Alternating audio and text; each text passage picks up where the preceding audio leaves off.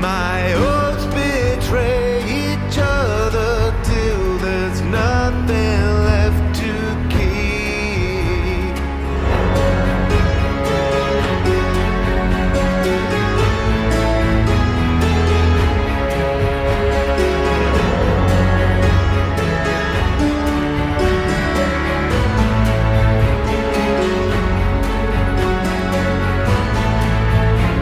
Only Us by Miracle of Sound. Alright, and welcome back to the Shardbreaker podcast. This is episode 6 of Words of Radiance. We did chapter 24 to 29 this week. I am Midnight, your host, and I'm here with Mythic. Hello. And Darkness. Why is Mythic always first now? I've done him too! It's been twice! Oh my no, god. it's been like 3 or 4 times Oh already. my- Yeah, it's every I time can't now. keep track of Yeah. who I do first each time. I'm doing my best. Where it's every time now. I don't know. Oh my gosh, you guys are Hey. full of complaints every single time. It's just- Clearly she has Just love me more. favorites. Oh Yeah, my right. gosh. Anyways, yeah, so let's start with chapter 24, which is just called Tin. And our epigraph is, Decay form destroys the souls of dreams, a form of gods to avoid it seems. Seek not its touch, nor beckon its screams, deny it. Watch where you walk, your toes to tread, o'er hill or rocky riverbed. Hold dear the fears that fill your head, defy it. From the Listener's Song of Secrets, 27th stanza. So what do you think about the warnings that some of these forms have during these songs? Well, I mean, makes sense. They're obviously bad. I can't remember. They're of the Voidbringers, right? So Yes. The forms of power of the old gods. I'm gonna assume, well, this is like what I want to like kind of figure out, but Mhm. you know how there's spren that derive from specific gods and stuff? Yeah. I'm kind of thinking like if the forms are separated into those categories too. So if they have like forms of honor, forms of cultivation, and forms of odium. Yeah, that's why they say some forms are from our gods, some are not, you know, Mm-hmm. and that depends on whatever god they're fucking, you know. Let me just stop there. Whatever god they're fucking. Great. I mean, it probably depends on the spren they choose. So yeah, if they take in like a spren that's related to odium, they're gonna get a form that's related to odium. If they take in a spren that's related to Right. like honor, Mhm. then it'll be a form of like honor or something. So we don't know what spren they use for this form, or do we? No, they did not tell us with decay. A lot of these secret, the ones that come from the Song of Secrets, we don't have very much information on. Okay, so you don't know though. No, I do not know. Do you have a theory? Decay form, maybe Rotspren? But I was Rotspren wouldn't be thinking of that, or- odium. Or fierce spren, if that's a thing. wait. You don't know from any of the books that you've read? No, I do not know from any of the future books. I do not know what decay form Oh. comes from. Is fierce spren a thing? Fierce Spren is a thing, yep. It's been mentioned. Again, those, we don't know, besides Storm Spren, we don't know any Spren of odium, so those would be more, so if these are like, if this is like say a form that's related to odium, it wouldn't be probably Fierce Spren or Rot Spren, even though those feel like they might fit, because those would be like, The more similar to honor or cultivation. I think Rot Yeah, Spren might be cultivation, and It would Fierce be Spren too would be on honor. those if it did fit, you know. Yeah, Rot Spren feels like it fits the best, but again, I feel like it might be like Decay Spren or something. Maybe Decay Spren's a type of odium Spren. I don't know. I don't feel like that would be accurate though, cause Yeah, they usually don't match that Yeah, closely with the uh-huh. form name. right. Yeah, no, we're in the in the fourth book and stuff. We still only know like a couple types of odium spren, and even then, we don't really know like what the names are. We've just been told like, oh, this is a spren that obviously is working with odium, and it's like, okay. Wait, what Great. spren is for the meat form? Mate form was life spren, I believe, All right, interesting. and I believe life spren is one of cultivation. So you're telling me cultivation is like Cultivation is freaky. basically Mother Nature. No, cultivation is freaky. Uh-huh. I agree with that too, but still. I mean, cultivating life, that's like a cultivation thing. It's pretty freaky, you know. Yeah. You know. So we start this chapter with Shalon's point of view as she listens to Gaz and Red talk about why they joined the fight on the Shattered Plains, while they work on her wagon to make it less of a cage. Gaz says that it was supposed to be a thing of honor and vengeance, while Red mentions that people judged you if you were a man of age who wasn't a recruit. Shallan asks if they deserted because they got tired of fighting. The men reply that the Light Eyes stopped trying to win the war. Red also mentions that Gaz had also been in debt, but Gaz replies that it's in the past and Shallan had promised to relieve them of their debts, to which Shallan agrees. So what do you think about how the dark-eyed soldiers of these armies are upset that the Light Eyes are just like playing games for the Gem Hearts instead of finishing the Vengeance War? I'd be pissed. Like, the point was to get this over with, you know? Mm-hmm. And they're the ones mainly dying, these like dark-eyed soldiers.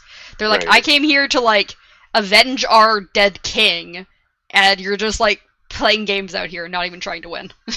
I mean, they are they don't know that, but they are kind of trying to win. They're trying to Well- win the hearts of their fellow comrades. Dalinar and Sadeas both are kind of leaning more towards wanting to actually finish the war now, but a lot of the other High Prince are like, I just want money. Yeah, man, if you can give me money for this war, I'll go do it. But if To be not, fair, that is pretty valid for what wars like? China's. Yeah, for sure. Yeah. Like, if you're gonna go to war anyway, you might as well try to benefit from it. Profit from it. Yeah. I think that's called racketeering. But I think there's a way to profit off it as well as actually trying to win the war. No, you see, the longer you do it, though, the more profit you get.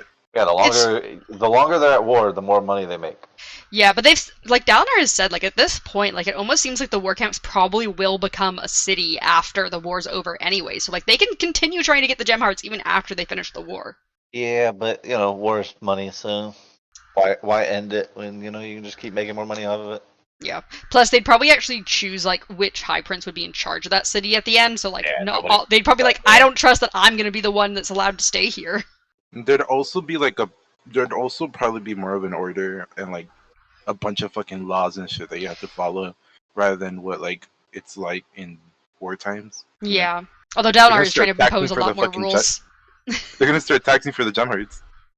I mean, I think Dalinar's already trying to do that. Like, he's like, Yeah. with all his Mhm. rules, he's like, yeah, the king now decides how the spoils of the Gem Hearts are like. Exactly. You Split see up. my point exactly. He's trying to get this shit over with, and guess what? The people who aren't were the ones profiting. Yep.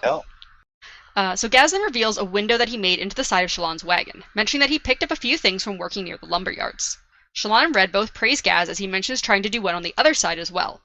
Vatha then comes over with some curry, which Shallan briefly wonders if she'll be able to steal a taste of at some point, even though the merchants have proper women's food, and comments that Gaz seems happy to kiss the feet of Light Eyes again. He also tells Shallan that these men will be more trouble than Shallan realizes, but she replies that she will keep her promise to the men and talks around Vatha a bit. So what do you think about how Vatha seems to be the one man to not trust that Shallan will keep her word to them? She's the smartest one there. I mean, yeah, to be fair, although we we know that Shallan can't, but yeah, these guys would trust in her real quick. It's like, you've known her for a week max. And they'd give their life for her. So So If he doesn't trust her though, why is he still there? well, I think he's there all the because men are there. yeah, all the other guys are there, and I think it's even if he'd want to still leave, it's too dangerous to be out there on his own in case he runs into other bandits. He's not going to be able to take down a whole group by himself. I think he I don't know, he's needs pretty people with him. badass. So. He is, but I think it would still be dangerous to be out on your own. And I think he's also, I feel like he might just be curious, what's gonna happen. Okay. I can see that over anything else. He Mhm. wants to see them all revolt on Shallan. So Red then wanders off to get food, and Shallan glances through her books, thinking about the things she will need to accomplish when she gets to the Shattered Plains. She worries that she won't be able to get Navani on her side or keep her betrothal to Adolin, and be left to figure out the secrets of Urithiru on her own.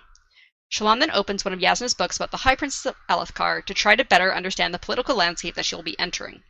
It's noted that Yasna respects Sadeas, Aladar, and Hatham. However, she doesn't have much respect for Thanadal, Bathab, and Sabarial. So what do you think about the High Princess that Yasna respects versus doesn't? Don't know. Honestly, I just skimmed over their fucking names because I wasn't gonna remember them. Yeah. Mm. Well, so she specifically mentions that, she thinks Sadeas is very intelligent. That was kind of Yeah, the main one. no, Yeah. I don't know why. That's when I did think about it, and I'm like, girl, if you knew what was happening. I mean, he is pretty intelligent.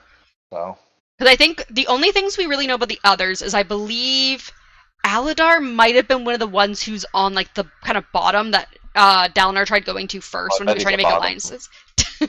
And then Hatham was the one that Sadeas later throws the gem heart at. I thought we weren't going into detail about that stuff, Midnight. Also, Thanadol is the one that Eli says she thinks is the most likely to be the High Prince to be going after Elhokar with the assassination attempts. I don't think you guys know anything about Bethav or Sebarial, though. Honestly, I don't know much about any of them, so Mm-hmm. aside from the traitorous cunt. Yeah. Besides Sadius, like, we really have only seen, like, little bits here and there of, like, other High Princes. Like, we don't get much about them. Yeah, I'm waiting for Kaladin to fucking be a traitor to everybody. Just murder everybody in their sleep. That's a big So one. Shallan then asks Gaz about his debts, which he says he owes 80 ruby bromes. So that's like a fuck ton of money, because bromes are like the highest currency. And so like ruby ones I think are like, Mhm. they're not as I good as don't know. emeralds, I don't know. but I feel like the highest currency in the land are boots. obviously. Obviously. That's more like an apology gift, though. Like a No, I mean, but I still feel like they're They're pretty important. Yeah, Even when they don't fit you properly, they're still pretty good. exactly. I mean, you can just stuff them a little bit. Yeah. Just extra padding in there. Gaz, however, won't tell Shallan why he owes this money, instead walking away. Shallan then goes into Yasna's notes about Urithiru, and after a while she gets frustrated with the fact that the so-called historians seem to just give their opinions as a fact instead of giving actual facts. Pattern says that everyone has their own truth, though, which isn't really what Shallan was talking about. She stares at Pattern, thinking about how he had made a strange humming noise during the high storm the night before, and then started ranting in some unknown language, which has scared the men she invited into the wagon shelter with her. So why do you think Gaz won't tell Shallan why he is in debt? because then she'll feel like, my bad. Well, I feel like he feels that she will feel. Oh my god. Yeah, well, a lot of words. It's She's a lot of probably not gonna help feelings. him. It's what I'm essentially. Mm. not gonna help say. any of them. What are you talking about? No, but that's what I'm saying. Like that's what he feels she would feel if he told her. Is that how God you feel damn. she feels he feels? Yeah. Right. God Holy damn shit. Also, what do you think about Pattern, like, ranting during this high storm? Like, what do you think he was going on about? Witchcraft. Witchcraft. Too much truthfulness. He only needs lies. Nah, bro, he was practicing his speech. Oh yeah, that's just, He's practicing his impressions. Why do you think he's been getting better? he's pretty good at it. So He is very good at it. So Shallan then begins asking Pattern about how he considers truth and how Spren could disappear if all humans disappear. Pattern then mentions that Voidbringers have their own Spren, which surprises Shallan, and she pushes Pattern to give her more information. He explains that Spren are shattered power given perception by men, shattered power of honor, cultivation, and odium. Shallan wonders if odium is a larger Spren like the Night Watcher. So one of Shallan's slaves, Suna, then comes over to her to tell her that Tin wanted her to join her for dinner. the fact that she has slaves. Technically, he is the larger Spren. He's not a Spren. Shards aren't He's totally a Spren. Spren. Shards He's are not totally a Spren. Yeah, he is. He's a Well, Spren. technically, if you think about it, right? Yeah, I mean, Cell's a god, so But she's not a obviously- shard. Yes, she is. Okay, but like, they come from shards. They are shards, just smaller. Yeah, exactly. They They're shard made themselves all from the time. shards, but they're not actually shards. Yeah, I mean, they shard themselves all the time. Oh my gosh. So one of Shallan's slaves, Suna, then comes over. Shallan thanks him and notes that her slaves have tattoos on their foreheads instead of brands, which generally means that they entered servitude willingly instead of being forced into it. Shallan then leaves to go to Tin's tent, leaving her trunk open so the men can see that there are only books in there and hopefully not want to steal anything. As Shallan enters the tent, Tin says that Shallan's men had mentioned she hadn't eaten yet, so she had brought food inside for both of them. She then asks Shallan who she really is, to which Shallan replies that she is Shallan Davar, as she had said previously. So what do you think about Tin not believing that Shallan is actually herself? I mean, she's not herself. What are you talking about? She's lying about who she actually is. Just because she used her name, don't mean that she ain't She lying. would never lie. She tells truths only. Yeah, truthful lies. Shallan and Tin both sit down to eat, and Shallan notes that Tin had men's food for herself. Tin replies that she hadn't known certain foods were for men or women until later in life, as she had grown up abroad, so she just ate whatever she felt like. Tin then mentions that she had a span read and that she looked into Shallan's family, but thinks it's unlikely that a girl no one had apparently met would be traveling in the Frostlands. Tin states that she believes Shallan is lying about who she is and she's trying to pull some sort of scam at the Shattered Plains, but that she is new to this and in over her head. Shallan goes along with this, allowing Tin to speak. Shallan tries to get information about what sort of scam Tin is planning, but Tin keeps the conversation focused on Shallan. She asks what scam Shallan is trying, and Shallan replies that she has important information that Dalinar Kholin would be interested in, allowing Tin to think it's blackmail. Tin asks to be let in on the scam, and Shallan replies that she thinks she can learn a lot from Tin. So what do you think about Tin being a scam artist and wanting to teach Shallan? Like her. You like Tin? I don't like her. Oh, you don't. I thought you said you did. Nah. I mean, I don't like a lot of people the in this worst. fucking book. It is like the worst metal, so. I don't Shalon know. went from I having don't a have any scholar problem with it. teacher to having a scam artist teacher. Yeah, I don't have any problem with Tin. Oh, God, that was weird. I don't have any problem with Tin. I more have a problem with the way that Schlong is like allowing them to manipulate her into doing things she shouldn't. I feel like I don't like her because of that same reason.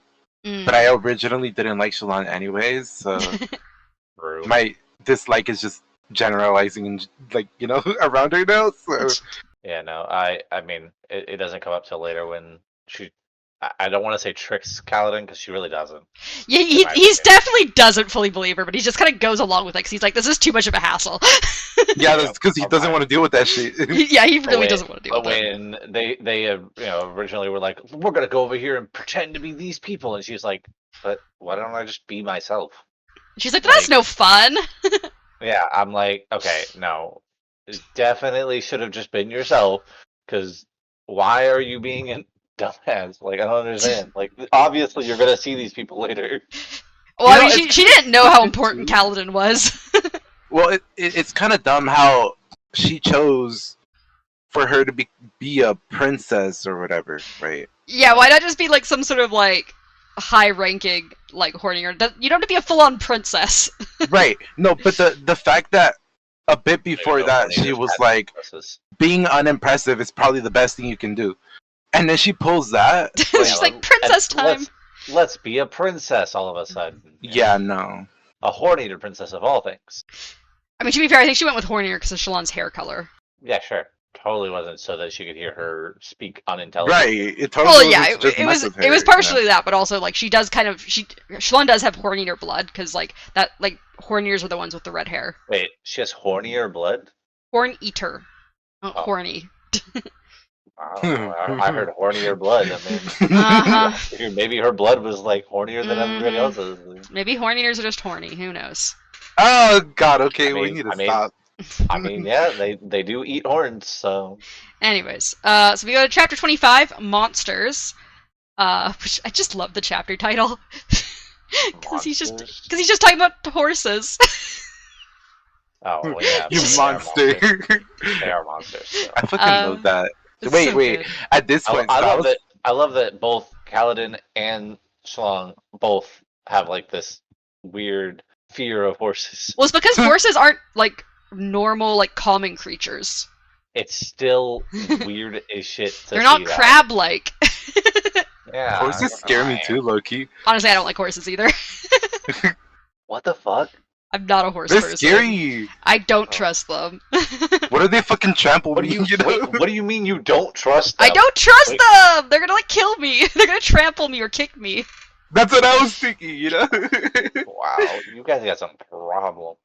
I would love to like chill with the horse, but I would be scared. No, I would not like to. In the beginning. Fuck. Oh, right. So I was reading up to this point last night. Yeah. And I was like, it's fine, right? Like I'm gonna get these chapters through straight up in one go. I don't know what happened. I'm pretty sure it glitched, but it said that the chapter was an hour and a half long, and I wasn't about to read that shit right before bed. It was only 14 pages. Yeah, no. So I stopped right there, and then in the morning, I'm like, okay, bet I read all of it. But this is by far one of the fucking best, little chapters that I've had. You enjoyed it's it? the Kaladin one with the horses, right? Yeah. Yeah. Anyways, our epigraph for this chapter is smoke formed for hiding and slipping between men, a form of power like human surges. Bring it round again. Though crafted of gods, it was by unmade hand, leaves it force to be but one of foe or friend. From the Listener's Song of Histories, 127th stanza. So what do you think about listeners having forms that can mimic the surges? Oh, I was just thinking. I'm sorry, this just brought me back to a thing that I was thinking. I don't know, I remember at what point I was thinking about it, but you know how you can go into Shadesmar or whatever, how Yasna was telling Shalon she can do it and all that. If you go in there, right, but not at some place, right, and you move around and you travel and whatever, you come out in a different spot, right? Yeah. Right. What if that's... Well, this was before another thing that I thought about later in the chapters, but what if that's how they were doing the writing thing in the guy's place or whatever? The That one. I mean. Sorry, doing the what thing? The writing, thing on the wall. like the writing on the wall. Oh, you think maybe someone's like kind of like slipping into Shadesmar and then like you think maybe like appearing there's there. yeah. And then That's a really, So- really good idea. If it's a radiant with a similar power to Yasna, they'd be able to. Normal people can't just slip in and out without a perpendicularity. But there That's is what I'm saying. But like, yeah. I'm assuming the What you're saying is it's void. if it's a void like bringer person thing, whatever, with similar powers, and you know, Mm-hmm. I'm assuming if they have like Voidbringer spren, they're able to do it. Have we seen Hoyd portray any of the powers in this universe? No. Okay. As far as we know, Hoyd does not currently have any powers from Roshar. Oh, so we don't know what a storm looks like, a high storm looks like in Shadesmar. Red lightning. In Shadesmar, no. Oh. There's no red lightning in the high storms. What? I thought that's what. No, there's a No. spren. The storm spren looks like red lightning, but it's not. The storm spren is of odium. It's not of honor, and the high storms are of honor because they give stormlight. Right. Yeah. Okay, that just doesn't make sense to me. But alright, cool. It'll make sense by the end of this book. Oh, I'm sure everything makes sense by the end. So, what if like the storms are just cages? Storm Daddy? What do you mean cages? Cages for Odium Spren. Yeah, basically. You think maybe like they like somehow like they've trapped odium spren within the hive storm? That's possible. Because we know that preservation was able to trap ruin with their own power. If You I said want this. No, wait, what? No, is that an honors power? No, I'm saying it could be similar to like how preservation traps ruin. Or it could be trapping odium spren. In Mistborn. Yeah. Like it could be like a similar. If it's a cage, Yeah. it could be like a similar idea. Yeah. So, crap. Okay. I lost my train of thought. Really? But yeah, that'd be a pretty cool, whole Mhm. thing. But yeah, if someone can slip in and out of Shadesmar, it would definitely be, whether it's a spren or a person, it would be definitely easier for them to kind of do the Hmm. numbers on the wall without being caught. And also the balcony thing. Yeah, balcony thing too. Or even just like certain powers, they could just climb up the wall to do that. Yeah. Yeah, if it's a radiant doing it, they definitely have way more ability to get that done than. I'm really curious how a normal people. storm would be like in Shadesmar though, because like it does how like it affects it. Mm-hmm. Yeah, we don't know what a high storm would look like in Shadesmar. It's like a light, flowery breeze. Everything is like the opposite. So But yeah, also, what do you think it means that smoke form is made by unmade hand? And unmade, of course, is capitalized like it has been in the past. So we've had like previous mentions of like something called an unmade, but we have no actual information on what an unmade is. Where was it mentioned? Do you remember? In the so it's been in previous epigraphs. I think it's only ever been mentioned in epigraphs that unmade has been mentioned, and they never really give a proper explanation. I can give a little search for it. what if it's referring to the shards basically because they were unmade from whatever the fuck the thing's name was? Sorry, can you repeat that? What if unmade is a different name for the shards because they were technically unmade from whatever the god one god was that they split into? Oh my god, I forgot the name. Yeah, I don't They're remember. not called shards. The swords. The shard blades? There you go. Shards. That's- Shard blades. I completely blanked. I was like, they're called shards. They're called shards. So apparently, actually, it's only been one other epigraph so far, and it was during the last book. And the other one that mentions the unmade is, I believe this might be one of the epigraphs from Yasna's journal, which says, Yelig-Nar, called Blightwind, was one that could speak like a man, though often his voice was accompanied by the wails of those he consumed. The unmade were obviously fabrications of folklore. Curiously, most were not considered individuals, but instead personifications of kinds of destruction. This quote is from Traxo, line 33, considered a primary source, though I doubt its authenticity. Can you like copy paste it to the freaking Discord, please? I definitely can do that. And then can we get like pictures of literally every character in every book going forward? I have sent you many pictures in the past of characters. No, I meant like up from any book, all the books that we're gonna read here, No. now and in the future. I just want to see all the daddies and mommies. So that's the epigraph there. Darkness. Yeah. Hey, do you remember that hospital thing they were doing with a bunch of dead people? Yeah, Dead people, dead Taravangian's people? little hospital. Yeah. Yeah. What do we know about it? So we know that basically, Taravangian learned that there were people who were basically giving, like, what he thought were, like, prophecy type... The shatters, the whatever, the death things, right? Death rattles, yeah.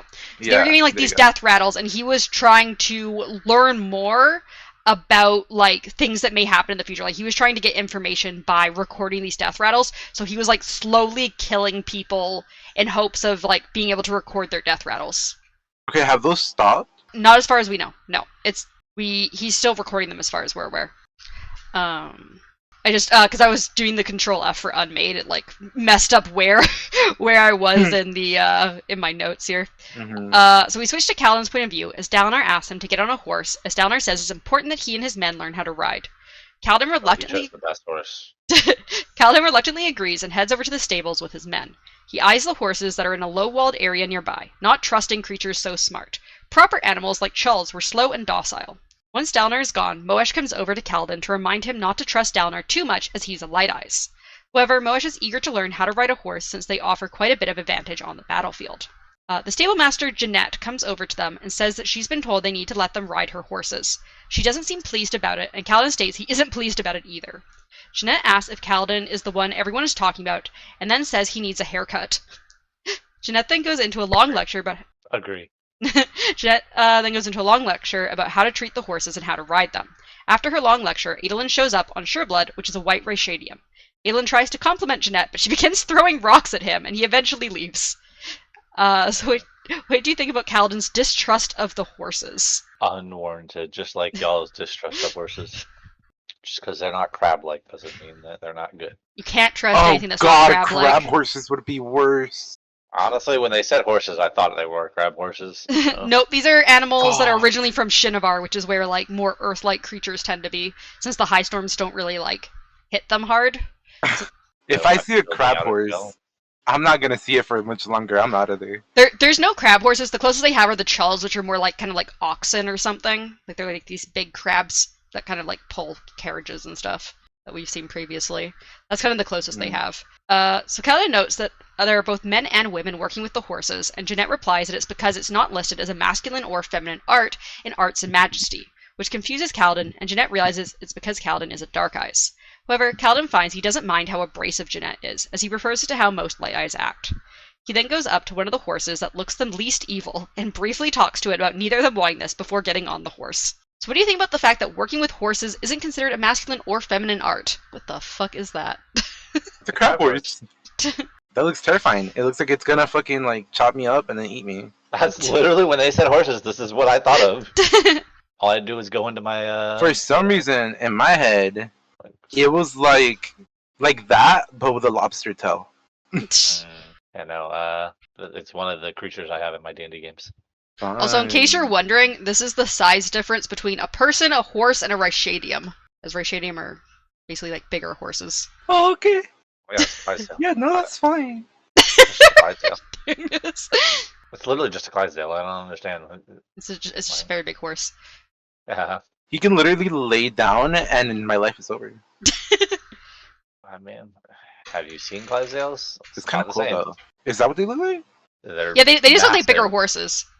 Yeah, they're massive horses. Like, I want one. yeah, you're afraid of horses. Okay, but like I feel like we could be besties, you know? Oh yeah. Like we start off rocky, just like Kaladin with their yeah. With Dreamstorm. I have enough dice strength to like hold on. Anyway, so instead of the horse beginning to walk like Moash's, his horse begins licking the rocks to get the grass to poke out so it can eat it. Jeanette comes over and tells Kaladin he needs to show the horse he is in charge, and eventually he gets the horse walking around. He goes up to Natam, who's... oh my gosh. I'm sorry. No, but at that point, what I would have done as Kaladin is I would have started fucking trying to feed it. But, you know? Also, that's fucking terrifying. So Kaladin goes up to Natam, who is holding the reins of his horse gingerly, and mentions that he can't believe people ride these creatures. Kaladin then asks Natam about the day the king almost fell off his balcony. However, Natam can't remember anyone else but their guard being with the king. As Natam's horse suddenly charges off, Kaladin calls out for him to think on it in case he remembers anything. Syl then flies over as a tiny horse for a moment before turning back into her usual girl form. She asks why Kaladin isn't having fun, and he mentions that he was talking to Natam about the day of the assassination attempt. As he speaks, he realizes that the cutting of the balcony railing must have happened after the high storm, as the force of the winds would have taken the cut balcony railing down more easily than Elhokar just leaning on it. Kaladin tries to get back over to Natam, but he isn't able to catch up. So what do you think about the fact that the timeline for when the balcony railing was cut is so short? Dang, that's Kaladin on that horse. Well, no, because Kaladin's not riding Rashadium. He's riding a normal horse. No, not the horse that we're currently The talking black about. one? Yeah, we're talking. Or about is it white? I can't remember if it was black or white. Whatever the I'm one that pretty sure it was used black. powers to stay on top of. Oh. Well, Dreamstorm black, right? also isn't a Rashadium. Dreamstorm's just a regular white? Oh, horse. really? Yeah, Ah, Dreamstorm was just a okay. normal horse. It was just a really angry horse. Oh, I Was thought it black or white? Yeah, I thought it was a shade. Okay. I know Um, Adolin's Rashadium is white. I don't remember what Dreamstorm looked like. I'm gonna go crazy. Yeah, I bet you are crazy. I was crazy once. Mhm. But yeah, so what They do you locked think about the in a fact? room. What do you think about the fact that the balcony railing had to have been cut after the high storm? I mean, that's not that surprising. You know. Are we sure that the king didn't do it to himself like he did with the saddle? Honestly, that's not out of the possibility. And also, at that point, there's three major suspects at this point, Mhm. right? It's somebody who has the ability to like actually climb up that fucking place Mhm. and do what they had to do. Somebody who's already in there like a servant or a soldier, and people are just not suspecting it. Or I'm going with that Shadesmar theory where they can just plop in there, It's definitely that. Mm. which is honestly why I was gonna say why don't people just do that, but then I realized they can't. Do you think then that maybe the person who's doing the like really shitty assassination attempts is the same person as writing on the walls? Like maybe it's just like a No. tactic to. Okay. Nope. Two different people. Okay. Two different people with two different agendas. Yeah. The one that attempted to assassinate the king was definitely Zeth. Couldn't have been anybody else. Zeth does have a shard blade. And he can climb up, a wall. I'm sure. He definitely can. One- Yeah. Well, One is trying to warn them, and the other one's trying to just fuck shit up. Kill him. No. Mm-hmm. I was gonna say maybe like the assassination attempts are. Yeah, Zeth is going after Dalinar. He's not going after Elhokar. But I was gonna say maybe like the assassination attempts are so bad because they're actually just trying to scare them into like paying attention instead of actually trying to assassinate Elhokar. Yeah, it's totally working. They- How long did it take almost Callum killed to him. get there again? It takes 3/4 of an hour? It takes an hour to get from the barracks to like into the king's palace. Yeah, that's crazy. If he's like Why? running full speed, I think it takes like 3/4 of an hour. That's why Dalinar's like, you should get a horse because you could be way faster if you had a horse. Or he could just sleep with Dalinar. Yeah. I mean, then he would be right there, wouldn't he? Okay. He could take turns. He could sleep with Dalinar from like Monday to like Wednesday, Oh, and then from Thursday to like Saturday he could sleep. No, Friday. Let's keep it a little bit more even. He could sleep with Elhokar, Oh, and then gosh. the rest of the days could be split between Renarin and Adolin. Oh my gosh. I mean, he's definitely got to sleep with Adolin, obviously. So Adolin then comes over to Kaladin and That would be taunts. the greatest hate fuck of like the Oh my entire God. Fashion. Adolin then comes over to Kaladin and taunts him about having trouble with such an easy horse like Spray. He then points out Dreamstorm, who seems to be a much more lively horse that also looks like it would take a bite out of anyone who came close to it. Adolin rides off, and Kaladin rides Spray over to where Dreamstorm was. Syl comes over, asking if he was really going to ride it, and he says that Moash was right that the horses were an advantage in war. Jeanette then also comes over, telling him not to try to ride Dreamstorm, as the only reason she has a saddle is to get used to wearing one. So what do you think about Kaladin wanting to get over his fear of horses by trying to ride the most aggressive horse? Conquer your fears, Kaladin. That was valid. Respect. I just felt bad Also- when they're going out and he was like, "You can't take that horse," and I was like, "What the fuck? We're a bond." So Kaladin walks over towards the horse, Syl on his shoulder, and Kaladin says he'll probably end up on his back like he did at the Light Eyes training grounds. Syl asks if he's doing this because of Adolin, but he replies that he's doing it because he's scared of the horses. He then hears Adolin call out to him, telling him to not actually try to ride Dreamstorm. However, using Stormlight Enhanced Strength, Kaladin throws himself up and onto the saddle, and then when Dreamstorm begins trying to buck him off, he uses his Stormlight to stick himself to the saddle. After several minutes of bucking, the horse stills, and Kaladin sees Adolin and Jeanette staring at him with awe and horror. Not realizing his Stormlight had run out, Kaladin is suddenly thrown from the saddle and lands on his back. He can see the horse staring at him, and Kaladin laughs. Dalinar then comes out of the crowd, raising an eyebrow at Kaladin, and Kaladin states that you don't chase down assassins with a placid mount. Dalinar then tells Kaladin that he wants him and some of his men training with the horses every day, and that in 2 weeks they are to start the patrols that Kaladin sent to him. Jeanette is not happy about the horses being sent out on bandit patrols, but Dalinar says they are here to be used. So what do you think about Kaladin's attempt to ride Dreamstorm? Wonderful. Like I said, I'm just surprised that he didn't get to take Dreamstorm out. When he bugged, it's a girl horsey, right? Maybe? Horsey? What is a horsey? It's a horsey. The hell's a horsey? Well, whatever. Wait, I feel like Pokemon? yeah. Horsey is a Pokemon. That's what I'm See, saying. horses are my favorite. Anyway, is it a girl horsey? Like, are we talking about Pokemon now? I thought we were talking about this book. anyway, when Kaladin got booked off and he looked up at the horse, right? And the horse you did that on purpose. leaned down or whatever and just stared or whatever. And he started laughing. I was like, they about to kiss. Yeah, they got a bond, man. They got a bond for sure. So once Dalinar had left, Adolin comes over to Kaladin and thanks him for not telling Dalinar that he sort of put Kaladin up to riding Dreamstorm. Kaladin replies that he knew what he was getting into before mounting Spray and riding over to Natam. He asks Natam about who went out to the balcony after the storm, and he is told that Moash did. Kaladin watches Moash from a distance, talk to Jeanette, but wonders if he is even considering Moash could have been involved. Moash didn't have a shard blade.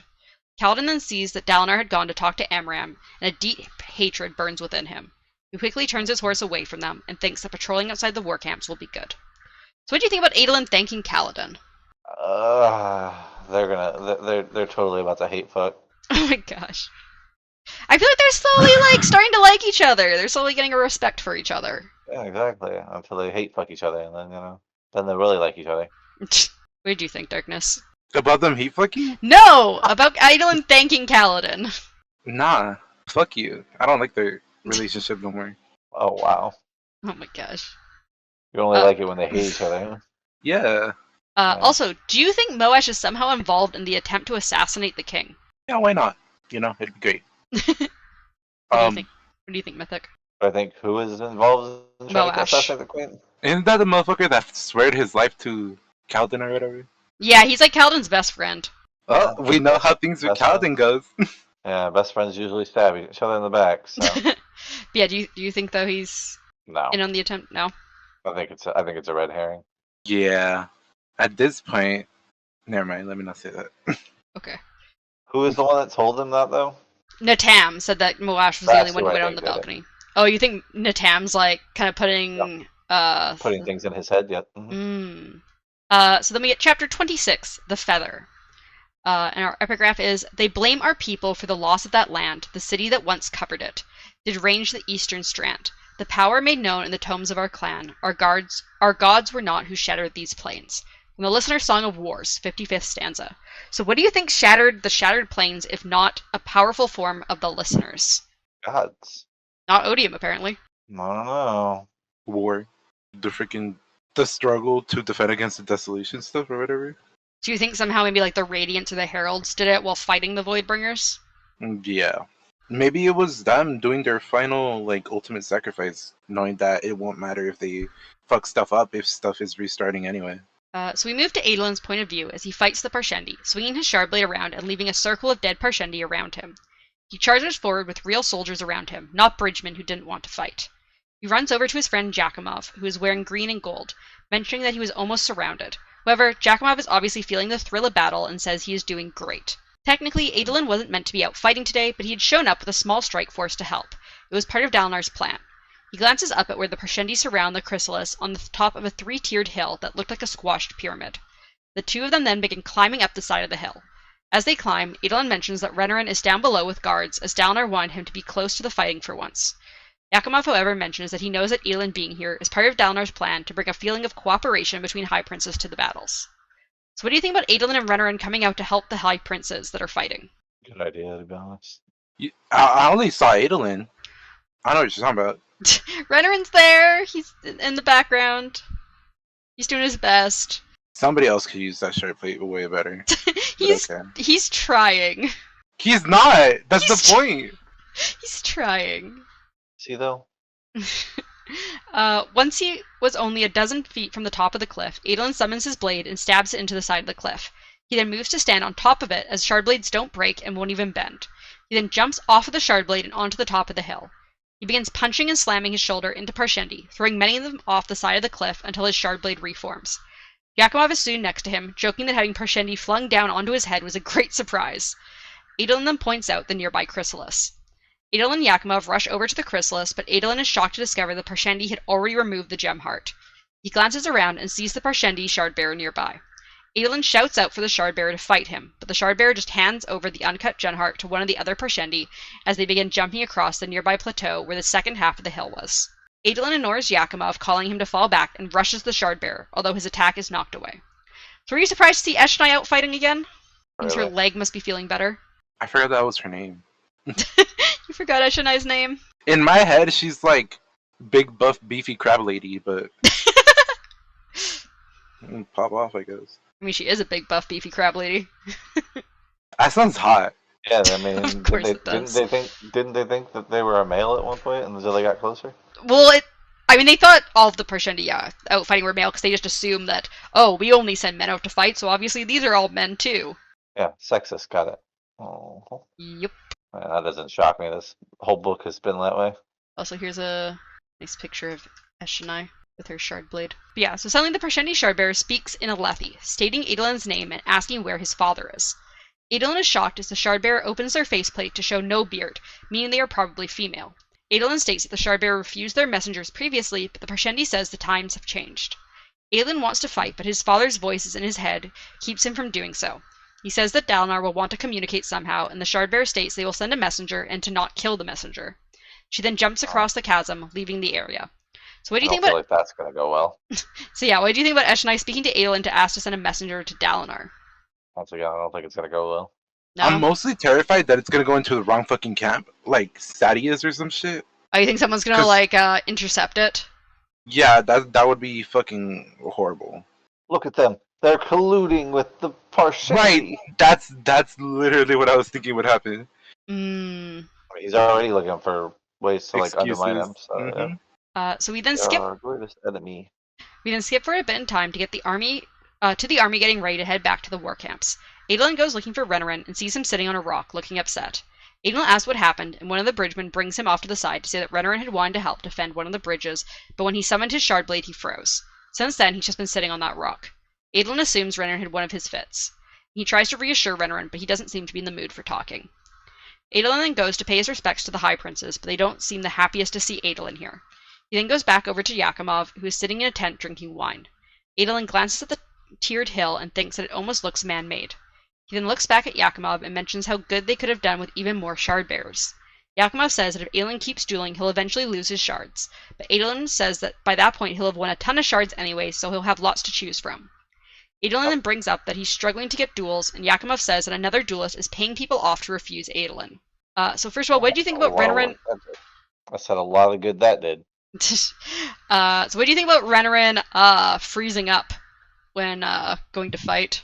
Doesn't shock me. He's sounds like a wimp. Honestly, Maybe he's hitting puberty finally. Honestly, it wouldn't surprise me if they were female. If Renarin's female? Yep, totally. I'm pretty sure Dalinar would know.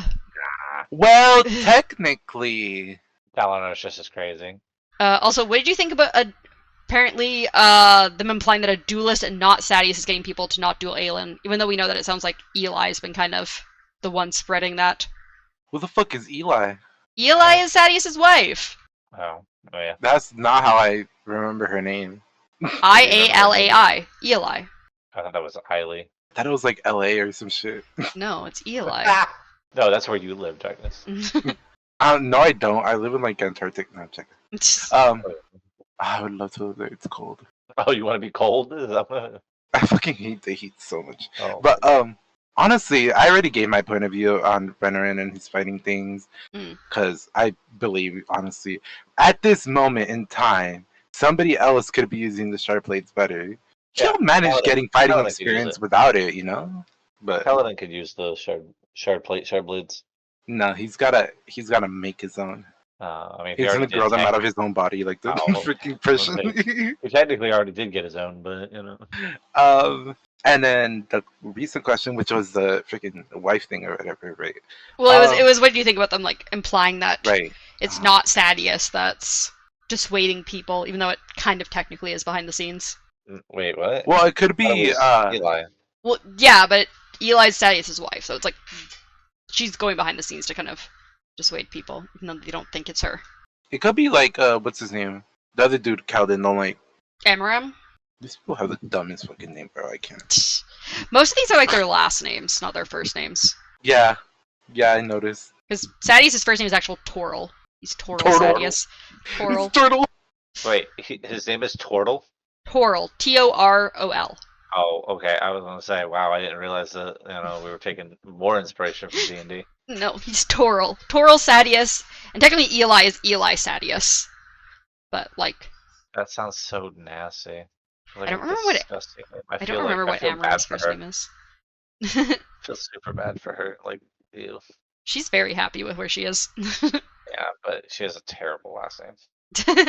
Maybe her maiden name went better with her first name. I would hope so. Kind of want to know what that is, though.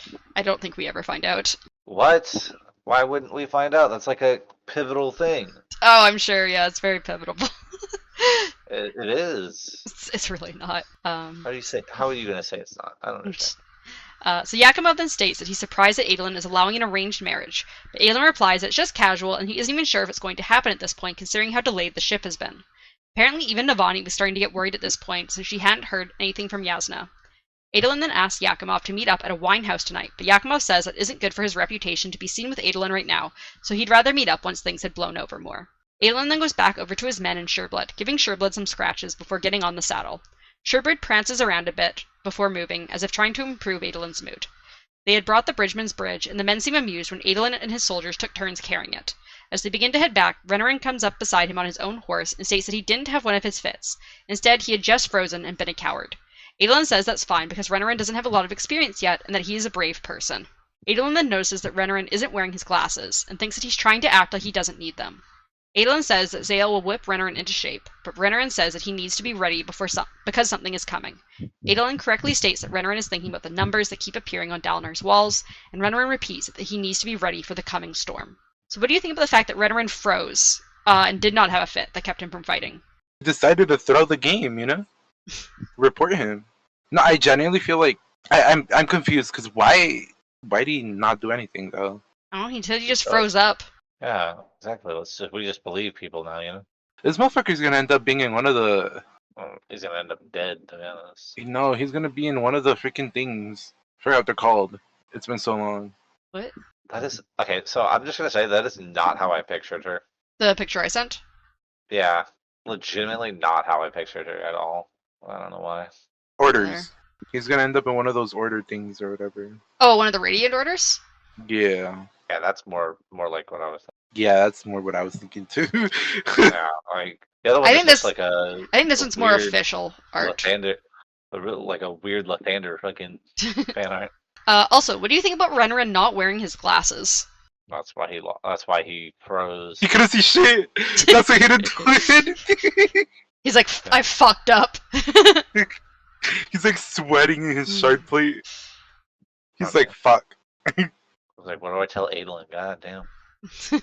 If I had to choose between saying I froze up and saying I forgot that I can't see without my glasses, so I went into battle without them, I would choose I froze up, So then we get to chapter 27, Fabrications to Distract, which is a flashback chapter to 5 years ago. So we switch to Pashalon's point of view as she sits in the gardens outside of her family manor. She longed to go to a place where everything wasn't carefully cultivated and where there was no shouting. She was studying the different shalebark and cremlings in the garden, glad that her father had owned a book about drawing that she could also study. She heard shouts from inside, which distracted her from her drawing, and she lost track of time, soon noticing the sky was already growing dark. So what did you think about Shalon dreaming of getting away from home? Why would she ever want to leave that house? Yeah, right. She's got an arsonist brother who also tortures small cremlings. She's got her Wasn't that drunk another brother. one? No, that's the same one. Balat was the one. He's both setting things on fire and fucking taking legs off cremlings. Why is nobody trying to deal with that? And then, well, the other brother's drunk, so he can't deal with it. He's constantly drunk and gambling. The one brother is away from home. So he takes after Dalinar. Got it. And then Shalon's like fucking blacking out for hours at a time. That's her problem. And the dad's solution is just to yell at people and throw things at them. That's pretty much every dad, though. It's not. No, not my dad. Not my dad either. Oh, that's every non-white dad. No, I'm joking. Okay. Midnight's not white. She's Canadian. I'm white? What the fuck? She's not white. She's Canadian. I didn't know Canadian was its own race now. Yeah, duh. Isn't Snow White, though? What? Isn't Snow White Canadian? What? No! I said, isn't Snow like white? Snow is white, yes. Yeah. So? Aren't y'all snowmen? Anyways, Shalon heads back inside and up towards her room, expecting that her father would have left a new dress for her to wear to the feast tonight. She was expected to sit pretty and be quiet during the feast, and she suspected her father thought it was a shame that she had started talking again. He likely didn't want her to speak of the things she had seen, which causes her mind to go blank as she stands in the hallway. She is startled into awareness by her brother Jushu saying her name. She wonders how long she had been standing there for. So what do you think about Shalon constantly losing track of time whenever something upsets her? She's blacking out, and probably why she murders her father later. Yeah. Mm-hmm. She just like disassociates and just stares blankly at something for like who knows how long. Like she has, BPD trauma. No, not BPD. What is it? Dissociative identity disorder. DID. That's it. Bitch, I got VIP. Oh, I bet you do. Who are you VIP with, though? I'm trying to think of like an abbreviation that goes well. AHRP? Are you VIP with them? No, I would never. But so Jushu was obviously drunk, and Shalon asked him what the yelling was about earlier. He hadn't heard the yelling, but says Balat had been starting fires again, and had almost burnt down the servants' building. She helps him down the hallway, but passes her father's open study and can see the strong white light coming from the strongbox hidden behind the painting of a ship at sea. The servants' quarters. Why's it got to be a white light? I don't know. She said it's a white light. It's a bright white light. Like, I don't understand. I'm gonna kick the fuck out of that child. Jushu, however, does not see this light and says that seeing their father kill their mother broke Shalon's mind, and he is the only sane one left in the family. Shalon just continues to stare at the light, where a monster and mother's soul were hidden. So what do you think about the fact that Shalon believes she is seeing a light from behind this painting, but Jushu can't see it? I mean, she sees souls, obviously. She's obviously crazy. We already know she's powerful, you know. Do you think the light's real then? Duh. I don't know. Jushu can't see it. Sao Jusu's fucking stupid. He's drunk. He's also drunk. Yeah, that too, but he's stupid. He doesn't have the powers that Shlong does. Also, what do you think about how her brothers seem to be getting worse due to everything that's happening at home? She's siphoning their ability to be good. Holy shit, that'd be awesome. Yep. That's why she's so much better than everybody. Because she siphoned all of her brother's powers. Damn. That's her second ability. No wonder they named her force out of people. We already know what her two abilities are. Oh, okay, I'm sorry. That's her third ability. A hidden ability that nobody knew about. She's also got a second. Wow, I can't think of what they're called. The whatever, a second cryptid. Something like that. She got a second friend. Yeah, that's the word I'm looking for. Friend. Reminds me of friend, which I don't have. You have friends. We're friends. I didn't say friends. That's funny as fuck. No way you said friend? That. I don't have friend. Friend. I don't have friend. Friends are disgusting. Are they darkness? Yeah. That's too bad. Yeah. Too bad that you became friends with people. So then we move Can't on. Get away now. It's a contract. Yep. Unless you're midnight, then we can What? totally break that contract. No. Yeah. We're friends. You can't leave. Ew. No. Ew. This is giving real like stalker vibes. It's always the people under 4 feet. Yeah, I know, right? Gosh.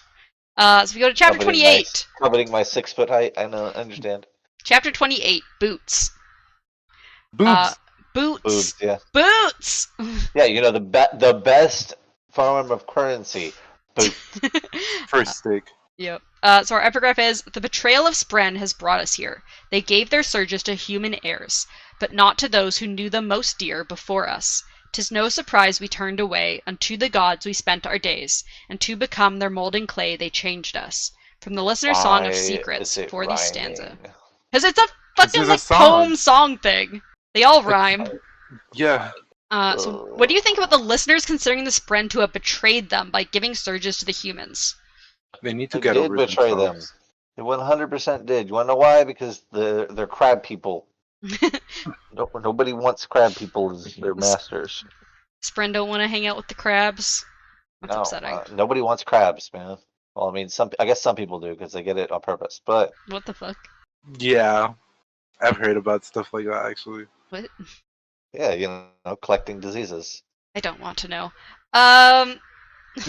What did you think, Darkness, about the listeners considering the Spren to have betrayed them? It's okay, Midnight. We all know you have herpes. I don't. Oh, that's Yep. crazy. At one point in your life, I'm sure you've had herpes. I don't think I ever have. Yeah. So we switched to present Shalon's point of view. As she I didn't tried- even answer, bro. I don't know. You weren't answering. I was thinking. I love it. I love all I do is make one little joke. She forgets. You weren't. Darkness wasn't answering. Sometimes you take a while, and I don't know if you're just waiting for me to continue or not. You're too busy thinking about herpes. I'm too busy wanting to move on from that conversation. Fuck, I forgot the question now. The question was, what do you think about the listeners considering the Spren to have betrayed them? Bro, they're just... Wait, that depends. I was gonna say, they're just jealous that, they don't want them anymore. But, Yeah. are they... We don't even know if they're taking them by force or if they're bonding willingly in the storms, huh? And if they're doing them in the... Wait, no, but that means... Wait. Hmm. How does that work? What do you mean? To get the Spren that you want in the storm? So they say they're supposed to like Don't. sing a particular song to like invoke a particular like Right. emotion, and that draws the correct Spren to you for the form you want. Have they ever tried making everyone sing a different song at the same time? I don't know. Because I'm sure they tried a lot of things because they've been really trying hard to get more forms. they need like a fucking Einstein form or some shit. Wait, they don't? I thought they had the smart form. They don't have Scholar form. They're trying to find Scholar form. Ah. They've been working towards trying to get Scholar form and Art form. Anyway, so we switch to present Shalon's point of view as she tries to use a Bav accent, but Tin says that Shalon did a terrible job and does a Bav accent herself. Shalon says that knowing a Bav accent would be useless, but Tin replies that being unimportant can be important and that being above people can be useless sometimes. Shalon then says that she can tell Tin is trying to teach her that someone of lower class can go places a higher up person couldn't, and Tin replies they can also hear things that someone higher up couldn't. Shalon, however, says that her light blue eyes will make her seem important no matter what accent she uses, although Tin shows Shalon eye drops that allow someone to have darker eyes for a period of time. There isn't one that lightens people's eyes, however. Yeah, I like that she harkens it to glass. Yeah, she compares it to how, you can darken glass, but you can't lighten glass without, like, melting it down. Can you not? No, you can't. You have to melt it down like she said. So Tin then states that Shalon will need a few accents to use, as most people don't know the fact that Shalon's Vedan accent is rural, since all Vedan accents are too similar if you aren't from Yaakoved. Shalon is also surprised to hear that Tin isn't very materialistic, even though she is a thief. Although apparently Tin had some men on a job, but she hadn't heard back from them, and she is unsure if they ran off or if they failed. Shalon can tell that Tin is worried about what her employers will do if they failed. So who do you think Tin is working for? Me. Yeah, Darkness. I think they're working for Darkness for sure. Fuck. 10. Right. Her. I like her.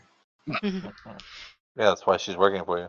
you think she's working for, like, a foreign, like, king or something? Do you think she's working for one of those secret societies? Do you think, like, who do you think she might be Yeah, working for? she's working for that society that Shalon doesn't like. The one The that Ghost tried Bloods? to murder her. Yeah, that's it. I can always remember the Bloods part. Just not the ghost part. Yeah. So Tin then points out that there are some men on horses in the distance, and Shalon was confused as to what these men were doing out here. She can hear Macabre yell out for the caravans to stop, and Shalon worries about how dangerous the encounters out here are. Tin jumps down from the wagon after stopping the Chul, and Shalon follows, putting on her Yasna face and happy that Macabre had given her a blue and silver dress to replace her tattered one. Vatha gives Tin a glare as they pass, and Tin states that Shalon and her will handle this. And Shalon states that if they are bandits, she'll be able to handle them as there are only 4 of them. As they approach the men, Shalon can see that they are wearing crisp blue uniforms and have stopped to watch them approach.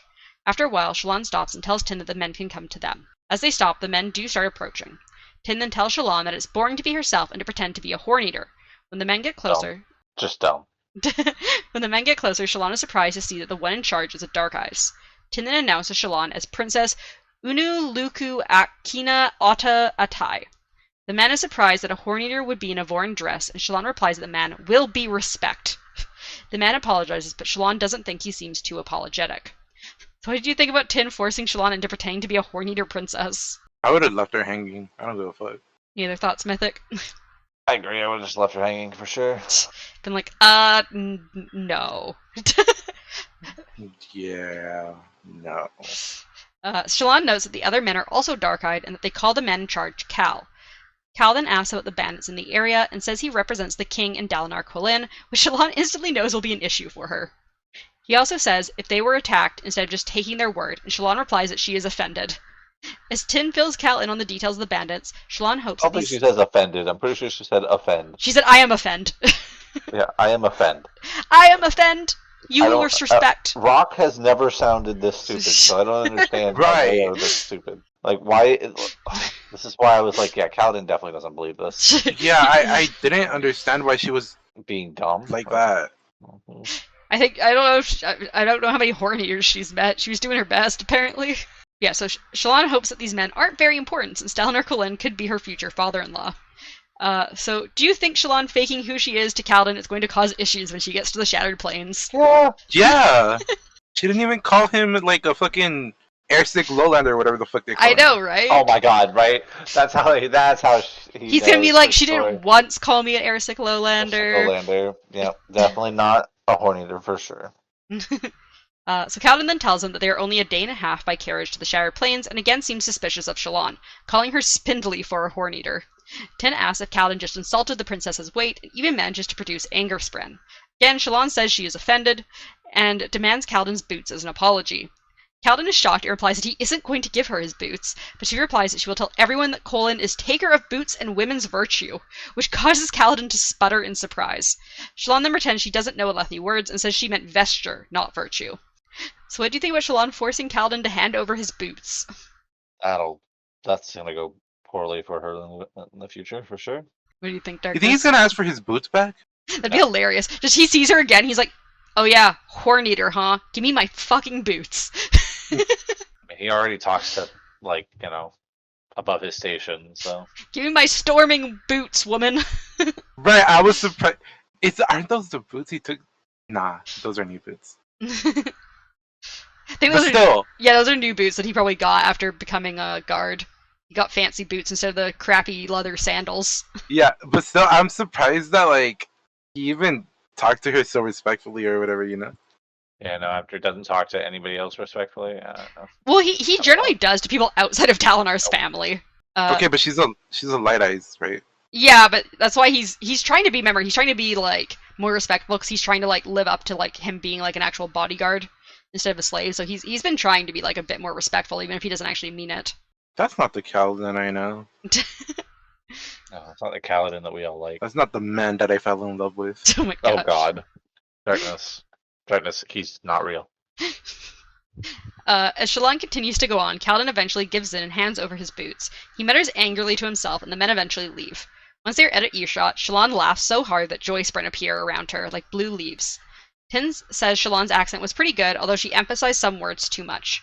Shallan states that she doesn't think the men believed her accent, and Tim replies it's good practice anyways. Shallan also mentioned that she really needs some sturdier footwear, although the boots are quite large for her, and then head back to the caravans. Then we have our final chapter, Rule of Blood, and the epigraph is, Art form for colors beyond our ken, for its grand songs we yearn.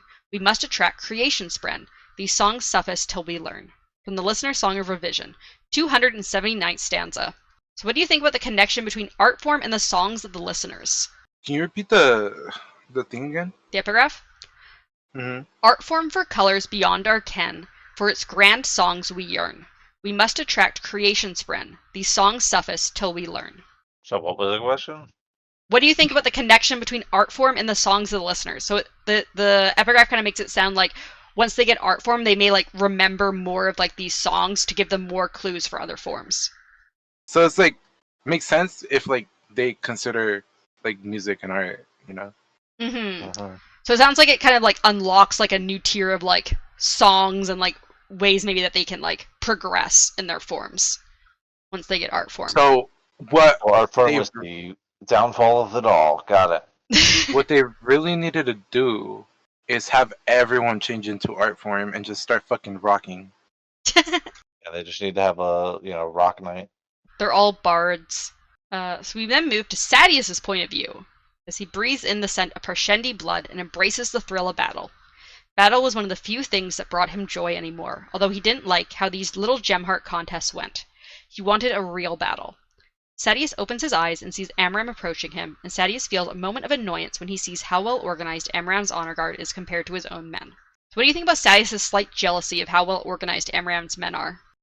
If he would just take a little more time on his own army, he wouldn't have a problem there. You have any thought, Strictness? I blanked out. Why are you Shalon all of a sudden? Repeat it. What do you think about how Sadius seems to be jealous of how well organized Amram's men are? Oh, I remember. Okay. Ultimately, does it even matter? Because, sorry, I was just trying to figure out if who's gonna play who ultimately here. But wait. That was the horse chapter where he saw In the crab horse.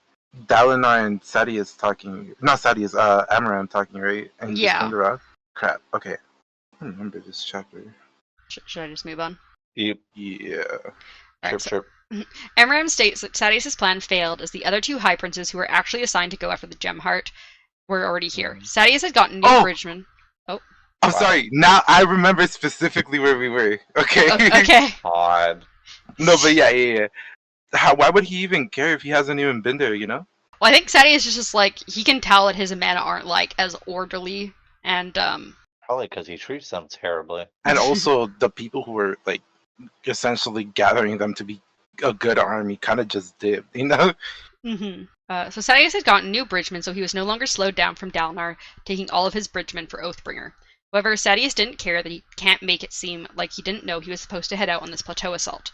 He then watches as the last Parshendi on the assault dies and thinks that people say the Parshendi never try to surrender. However, in the first year, they had tried laying down their weapons, but Sadius had eagerly slaughtered them all anyways. So what do you think about the fact that the Parshendi had tried to surrender in the past? I mean, kind of assumed that when she was like, "Don't murder my messenger," that shit might have happened before. Obviously, they really don't seem like bad people. So Parshendi surrender? Apparently they tried. Okay, but wait. So you're telling me that Parshendi surrender, right? Mm-hmm. And they just go ahead and slaughter them. Yep. Sadius did, yeah. Instead of taking them prisoner. Yep. And trying to get information out of them and shit. Yep. How human beings are, especially the I'm a Alethi. human being. Well, I would have taken them and tortured them. The Alethi are like very specifically in like super war focused like country. They're like constantly at war. That's fair. Hey, if you take a Parshendi, right, who's in a different form, right, and you force them to stay in a high storm, okay, without doing anything in general, like tied up or stuff, right, like in a cage or something, right, they would be able to. What if you gag them? Okay. Right, and try to prevent them from singing a song, it makes right? them slave form. Yeah. Well, no. Will they like taking their ability to sing in general? Would they change back to? No, I think they would just stay in the form they're currently in. Okay. Like the sprint that they have currently doesn't automatically leave them during a high storm. They don't have to get a new form every high storm. It's just they can only change during a high storm. Okay, but then they can just chill and stay in the same form for as long as they want. How do they trigger the transformation for a base form? For dull form? I guess. In order to go into dull form, they say that you have to attract a spren that is doesn't have a form associated with it. Right. Or you sing a song and accidentally attract the wrong spren. Right. So what if is that necessarily so they don't have a base form themselves? Oh my god, they're born, this is the form they're Yeah, slave form. I think they're born in dull form. Right. So if that's their base form, right? Mm-hmm. Are you cooking? Why wouldn't they just return to that form? They don't like to be dull form because they're slower of thought in dull form. Is there dull form in their council? Yeah, there is. Oh, that's great. That must It was be the guy that they said hell doesn't for a talk meeting. much. Yeah, it's hell Yeah, for because that you can't meeting, keep up. Mm-hmm. But yeah, no, they don't like to be in dull form. And like as I said, like you can't you don't like force out a spren during a high storm. They can just like choose not to switch forms. I wonder if a non-Pershendi would be able to sing the songs. Yes. Okay, my bad. You be I'm singing not- them all the time. No, I'm just saying I 100% believe that they're going to be able to do so. I think that's, in my opinion, that's how I feel like, my headcanon, that the Bridge 4 gets, like abilities and shit. So you think they're not gonna be like Is there full on singing? radiance? They're just gonna like be like different forms of humans.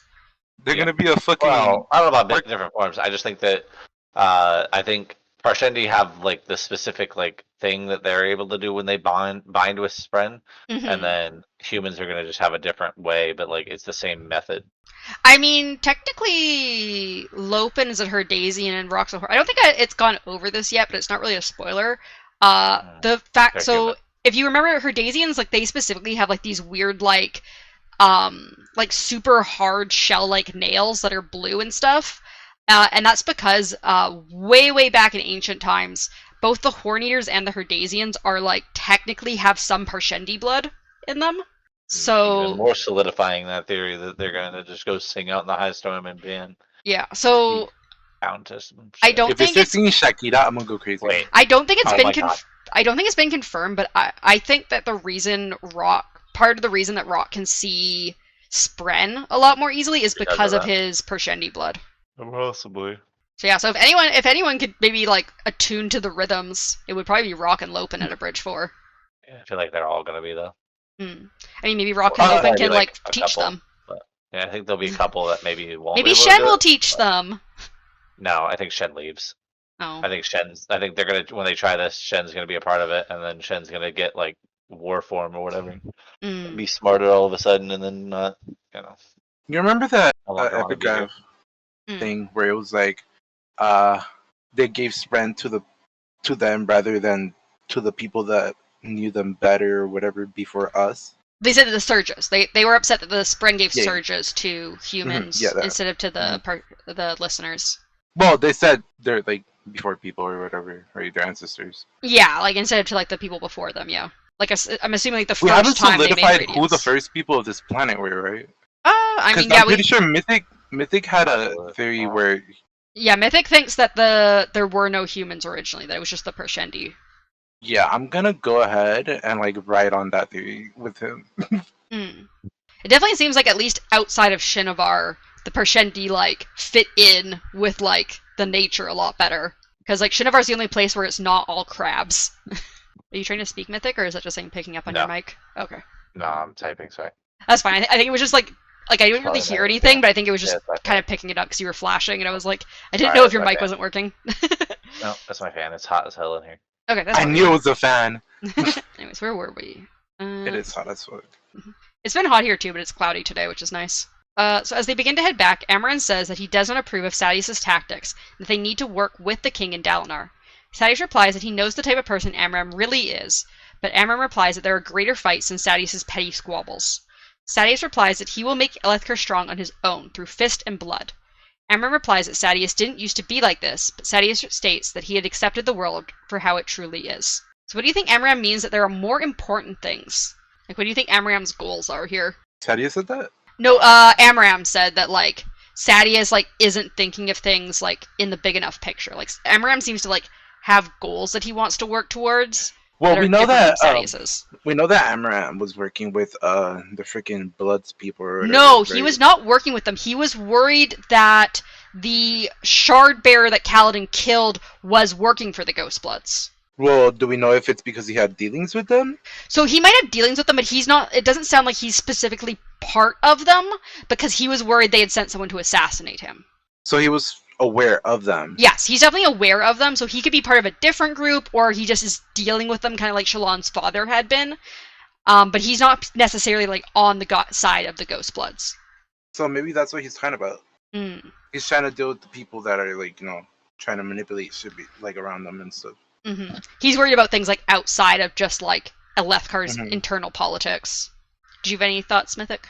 Why hasn't Dalinar confronted him yet? It's a good question. I mean, we haven't seen. The thing is, we have Yes. not seen much from Dalinar's point of view lately. We don't That's know because what's he's going not on a with good him. guy no more. Or maybe there's a reason that we're not seeing from his point of view. Maybe he's dead. He's definitely That's not just- dead. We've seen him Not- in these no, chapters. what if he is? We've seen him in What if these he's dead? chapters. What if he's Okay, dead? just because we see Taking- someone doesn't mean they're Yeah. not. Like what? What if somebody took his? Oh, you're right. No, you make a valid point. Because like just because we're not getting perspectives of them doesn't mean they're not dead. Oh my. I mean, doesn't mean that they're dead. Mhm. Like yeah, exactly. Yasna or something. Yasna's Uh-huh. dead. Yeah. We saw her Yeah. body. No, we didn't. We did! Shalon saw her body! She saw her get stabbed Nah, through the chest! We didn't though. We didn't see it. You did! We saw We her were get in Shalon's stabbed. point of view when we saw her her. get stabbed, right? We saw her get stabbed fall all the down. way through the chest, so much so that Okay. Shalon heard the dagger hit the wooden floorboards below. Yeah, and we, I'm gonna go Know ahead that and there act are like you haven't magical confirmed powers. it before. We know that there are magic powers in this Right. world that could have Right. saved her and made it seem like that. We I'm also just gonna know act that- like you didn't Oh. confirm it beforehand, and I'm gonna say this is a magical, mystical, miracle world or whatever, Right. and things happen, and and I mean- people don't and- die when they should. Yeah, and Big Daddy Hoyd saved her life. Got it. Oh, it saved her life. Nice. Pulled her right into Shadesmar and was like, "Come on." So Sadius then rides off to catch up to Hatham, who has a Rhyshadium even though Sadius doesn't. He wonders how he can get one. Hatham asks what Sadius had done, and Sadius tosses a gem heart to him, saying that he was bored. He also notices some Parshendi watching from a nearby plateau and sends his archers after them. He then rides off, wanting to catch Adolin's duel to see him embarrass himself again. We then skip forward to Sadius settling into his seat at the dueling arena and thinking about how he secretly wishes he didn't have to be fashionable and could just wear a simple uniform like Dalinar. It wasn't just because he didn't want to be associated with Dalinar and the codes, but also because they weren't truly at war here, and thus a military uniform was not proper clothing for the situation.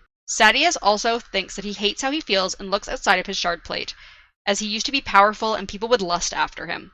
Now he was older and could feel death looming in front of him. So what do you think about how Sadius views himself, and how he wishes he was younger again? Man, this dude is going through like a midlife crisis at this point, He does seem like he's going through a midlife crisis.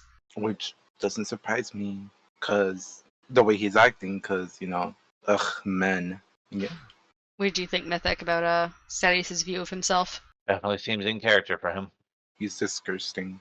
So Eli joins him, and Sadius thinks about how her perfectly symmetrical name was blasphemous, but he liked that about her. Eli is happy that she got here before the duel, but not long before, as she doesn't like to wait. She also praises Sadius for throwing the gem heart at Hatham's feet, as it will dissuade the rumors that they only defy Dalinar because of greed. Sadius sees Adolin and his opponent step out into the arena. He states that people weren't supposed to duel Adolin, and Eli says that she had put out hints that people shouldn't, but everyone wants to be the one to defeat him. Sadius replies that Dalinar's plan can't be allowed to work, and Eli responds that it won't. He watches as the match starts, and he thinks that Adolin engages the other man too quickly. As they watch, Eli mentions that she learned about the attempt against Elhokar. Sadius feels a faint sense of pity for Elhokar, but also feels that Elhokar will need to die at some point after Dalinar does, potentially by his own hand out of respect for Gavilar. What do you think about Sadius planning to kill Elhokar eventually? We knew it was coming, right? Yeah. But he's part of his issue now, so. Now that Elhokar is listening more to Dalinar. So Eli mentions that out of the High Princes, she thinks Thanadar is the most likely to have tried to assassinate Elhokar, although she doesn't want Sadius using his High Prince of Information leverage too much, as it'll just make Dalinar's position stronger as High Prince of War. Sadius does note, though, that it weakens Dalinar that he didn't inform Sadius about the assassination attempt on Elhokar. Eli says that Sadius should renounce his position as High Prince of Information, but Sadius says it won't be better to renounce, or that it will be better to renounce once Dalinar does try to get him involved in things. As Sadius continues to watch the fight, he finally realizes that Adolin is intentionally fighting sloppier to seem barely able to defeat his opponent, Exactly what I thought he should do. so that more people will want to duel him. Sadius thinks that Adolin is more clever and a better duelist than he had thought, as it took a lot of mastery to feign being bad at dueling while still winning. Sadius thinks that Adolin may have a good future ahead of him. He then tells Eli to stop dissuading people from fighting Adolin, but also to not encourage them, as he wants to see what will happen. Before they leave, Sadius tells Eli to reach out to Ruthar about riding together on the next plateau assault, as he was quite eager to fight. So yeah, what did you think about Adolin pretending to be a worse fighter than he actually is? That's exactly what I figured you needed to do because it builds people's confidence that they can beat him. Yeah, they're like, They're oh, like, I'm oh, this better dude than the guy almost he won. defeated. Yeah, this dude almost won, and I can better than them. So Yeah, and he especially just made it look like the win was like just a lucky hit. So like, oh, he just got lucky. He's not even better than that guy, and I'm better than that guy. Did you have any thoughts, Darkness? I mean, I thought that's a pretty accurate course of action. Mm-hmm. I'm just waiting for him to actually lose, though. Mm.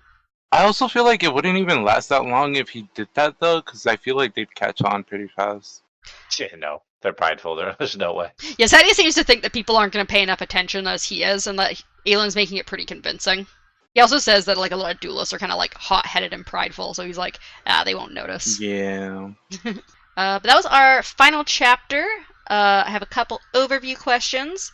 Kind of relates to that last question there. Do you think that Adolin will continue to be able to win more shards now that Sadius doesn't want Eli to discourage people from fighting him anymore? If he's gonna be able to fight more people? Yeah, so it sounds like the question. Yeah. Yeah, like do you think he's gonna totally. win a lot more shards now? Yes, but also while that was happening, Sadie is discussing all that. Mm-hmm. I really wanted him to be like, oh, I guess I should challenge him, and just like show him up, which is like a bad thing, but still, I want that to happen. You want to see a fight between Sadius and Adolin? I mean, that's what Adolin wants. I feel like he's underestimating Sadius too much. I think he just really wants to get revenge for Sadius, like betraying them out in the plateaus. Yeah. I mean, you think that he's gonna lose at some point? I mean, I feel like he is. Yeah. I don't know. I don't think it's going to be a legitimate loss, but I think he's going to lose. I think somebody's going to cheat. Like Aelin or not Aelin, Sadius or somebody is going to like poison something or make him weaker in some way, and then he's going to end up looking like he lost the fight. But he, like he said, he has all these other shards. So well, he doesn't have that many yet because he gave the one blade he won to Renarin, and the guy he just won against only had plate. He didn't have a blade. He was borrowing a blade. So if he loses, he doesn't have any shard blades really to go back on unless he takes the one from Renarin. Also, what do you think is going to happen once Shallan arrives at the Shattered Plains? So we know she's close now. First off, her lie to Kaladin's going to become apparent. But yeah, pretty quick because Kaladin's going to be there when she goes to meet Dalinar and Adolin, considering he's always around. And then after that, her promises aren't going to be able to be kept, and they're all going to get mad at her. Do you think everything's going to go downhill for Shallan when she gets to the Shattered Plains? Sure. Shit, everything is going to go downhill in general. Everything's already gone downhill for her. So. And what do you think? Do you think that Eshonai and Dalinar are going to meet up, or do you think that's not going to happen? Nah, I don't think it's ever going to happen. Who the fuck is Eshonai? Oh, right. Wow. My bad. Yup. I thought you were being sarcastic there for a second. No, what I like, how I fucking like picture him in my mind. Mm-hmm. So, yeah, I feel like if the messenger doesn't get intercepted, then yeah, I feel like they're gonna meet up. And if it does get intercepted, they're gonna meet up anyway. She's gonna be like, "Why the fuck you didn't want to talk?" And he's gonna be like, "You wanted to talk?" But it's hard to say. It's hard to say that you wanted to talk with your sword at my throat, but sure. So yeah, do you guys have any other theories or things you want to discuss? Aside from the fact that Yasna's not dead, no. She's in Shadesmar. Why would you think Yasna's not dead? Oh, right, we got confirmation there, man. Yeah, there was already confirmation on that. That's crazy. Mm-hmm. So next week we'll be doing chapter 30 through interlude 8. So we're finishing off part 2 next week, and we're gonna get an interlude from Zahil in this next part. What the fuck is that? You know who Zahil is! Oh. Zahil's Vasher! No, I don't know who that is. We get a Vasher interlude. Spoil the fact that he's Vasher? You guys already guessed it correctly. I guessed it, yeah. Nuh-uh. Yes. I was so clueless. I'm sure you were. I mean, if you remember correctly, Midnight, you didn't actually state that it was Vasher. Right. So. Yeah, it is Vasher. I was very excited for you guys to meet Vasher. Because you guys love Warbreaker so much. Yeah. I liked him in Warbreaker. I don't like him here. You've barely seen him here. You don't know what's going on with him. I don't like him. Why don't you like him here? What's the reasoning? Because he's a man. Oh my gosh. Okay. Darkness going sexist here. He's just part of the book, you know? I'm part of the book? Hey, every book we read, you like... you're right. Yeah. Darkness is always there. Every book, Before it was... What was it called? What was the first one? Fuck. Shardbreaker? No, I Mistborn. What was the shit? What was The what? freaking the tentacle. The things that deepness? was like The tentacle deepness? deepness. Yeah, that was first. You was deepness. Oh. Wait, who's listening to the podcast here? Oh my god. Hold on. Yeah, we don't I have a gotta think character about yet. that. who's Well, Jasmine's your... right now in Shadesmar listening to it, so. Okay, you think Yasna's listening to the No, podcast? it's definitely Schlong. Nah. Mm-mm. She's not smart enough for that shit. Yeah. So yeah, we're gonna do a lot. We have a lot of chapters next time. There are a lot of short chapters. I think it's Yeah, so what 9 are we chapters doing now? total. Whoa, so many. Yeah, so I'm not doing the podcast anymore. Yes, you are. Why? Because What's the reason? that's too many chapters. It's a bunch Oh. of short chapters. It's literally as And many pages also- as last time. As this time. I'm just, terrible midnight, not Uh-huh. dealing with that anymore. Anyway, so those are the chapters for next week, chapter 30 through interlude 8. Thank you to everyone for listening. We really appreciate it, and we'll see you next week. Bye. I